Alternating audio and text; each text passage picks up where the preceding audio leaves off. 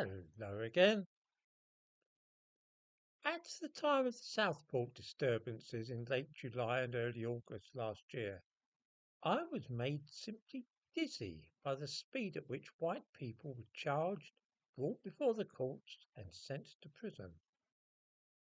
The law in this country usually moves at a glacial speed, but on that occasion things moved very quickly indeed. It was very different for some notable cases which took place at roughly the same time, where those accused of certain offences happened to belong to ethnic minorities. Before talking about a couple of these, I thought that viewers might be interested to know what happened to the man arrested in Leicester on suspicion of dangerous driving and using a car as a weapon to inflict grievous bodily harm. It will be recalled that the white man arrested in Liverpool for those offences was charged and remanded in custody in double quick time. The man arrested in Leicester was released on police bail after 24 hours. He's walking the streets again. When Lucy Connolly was arrested for making a tweet which supposedly stirred up hatred, the Attorney General took a day or two to decide that she should be prosecuted. She has been in prison ever since.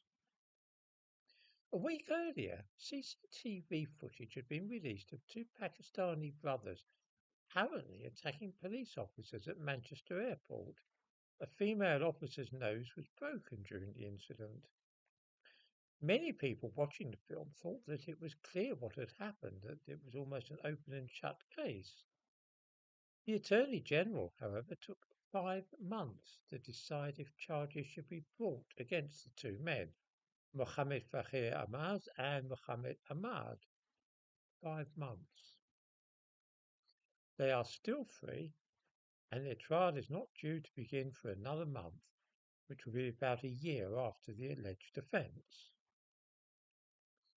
See the difference there between swift justice for a white person and very slow justice for members of a visible minority. Lucy Connolly made a tweet, but what about a man who addressed a disorderly crowd and seemingly called for people's throats to be cut? Step forward, a black man from Dartford in Kent. Ricky Jones travelled to Walthamstow on the other side of London from where he lives and made a speech to a crowd in which he apparently said that those disagreeing with him politically should be got rid of and have their throats cut. He accepted when he appeared in court initially that this is what he said. He actually said that those were his words. This incident took place on August the 7th last year. Ricky Jones is walking free and not due to stand trial until August the 11th, a little over a year after he spoke those words. I hope the viewers will see the difference in the approach here.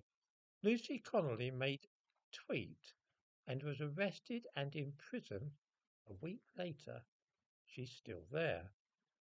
Can anybody really doubt that we are seeing very different treatment for those belonging to visible minorities compared with white people accused of similar offences?